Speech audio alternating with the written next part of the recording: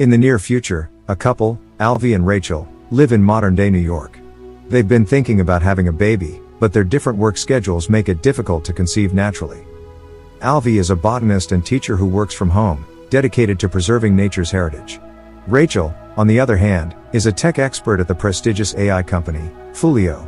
At a meeting, Rachel introduces her latest innovation, a deep learning technology that assists users with redundant tasks, such as filling forms and taking notes during meetings.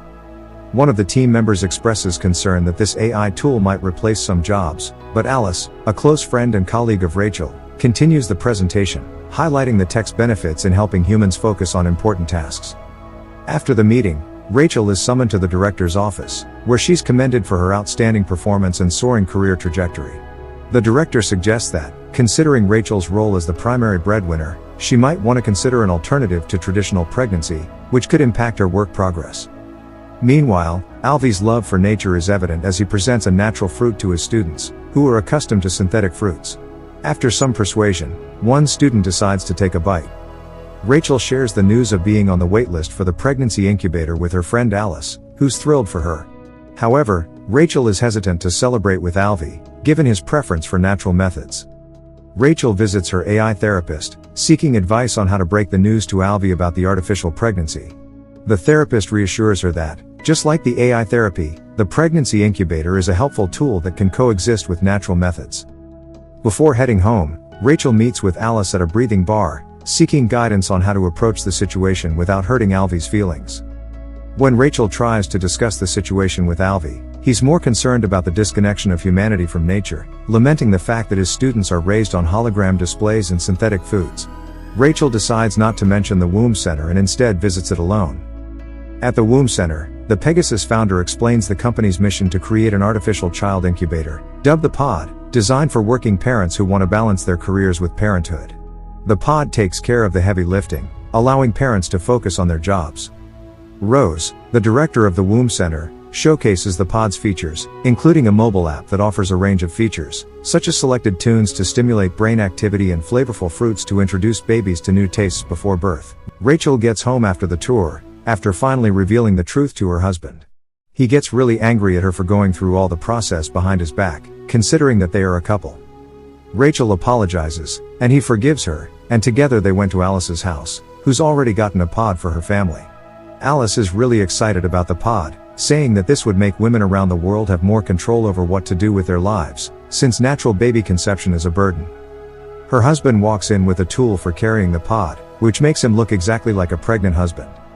Alvy's reaction shows he's not buying the idea, but Alice persuades him to get one, since it would eliminate the pains of childbearing. They got home, and Alvy clearly is irritated by the idea of getting a pod instead of having his child in the most natural way.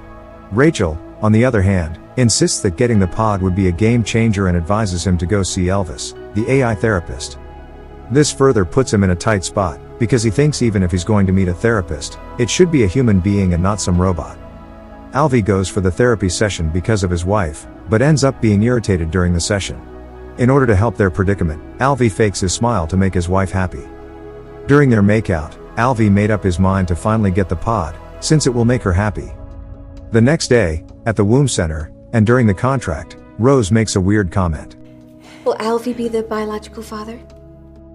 After signing the contract, they were taken to the insemination room, where they witness the magical moment of conception through a screen that displays the thousands of sperm fighting to get into the egg.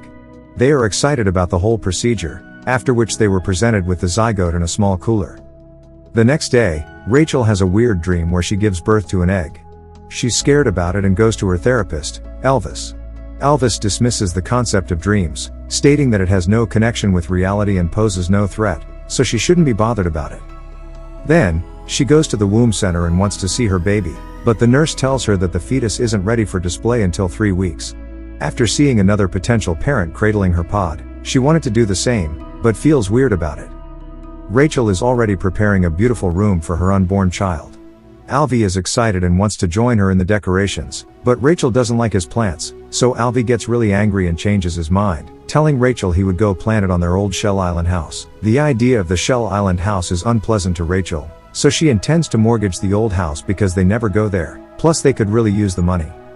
To Alvy, that was the last thing you could bring up, Because of his love for nature, instead, he chooses to keep calm. The next day, Rachel goes for a swim in a pool and meets her fellow woman, who she admires, seeing her swollen belly, indicating she's carrying her baby. She asks her how she feels about the procedure of undergoing. At home, Alvy is surprised to see the pod. Rachel reveals that she wants to feel like she's having a child, so she brought it home. While sleeping, Alvy couldn't bear the sound from the device, so he takes it to the other room and almost drops it, but is quick to grab it back firmly. Rachel ends up gently cleaning the pod, which irritates Alvy. Before they could sleep back, they hear another beep. They were both confused about what the problem was. Rachel looks anxiously at Alvy, asking if he doesn't use the mobile app provided by the web center on how to take care of the baby, and gets out of the room angrily, while Alvy stares at a baby feeds in his hands. The next day, Alvy and Rachel visit the Pegasus Children's School, which has all the futuristic things that would help the kids get smarter. The director also brags about the cleanliness and safety of the environment, indicating that the AIs do much greater work than the human caterers. The couple also learns that in this school, AI does the work, and the children decide whether they are wrong or right. In other words, humans are the ones teaching the AIs. Another couple brings about another question on how their nephew, who's conceived through the pod method, isn't able to dream. Rose tells them that dreams are merely an illusion and don't interfere with reality, so they removed it in the programming. Alvy is busy with his plants, and suddenly, his phone beeps, indicating a notification from the web center app for when the embryo is hungry. Alvy carefully carries the pod, while placing another food substance. And he stares rigorously at the pod with its developing child. Alvy gets a pod carrier, which he uses in carrying the child, and he's very happy with it, and even reads stories.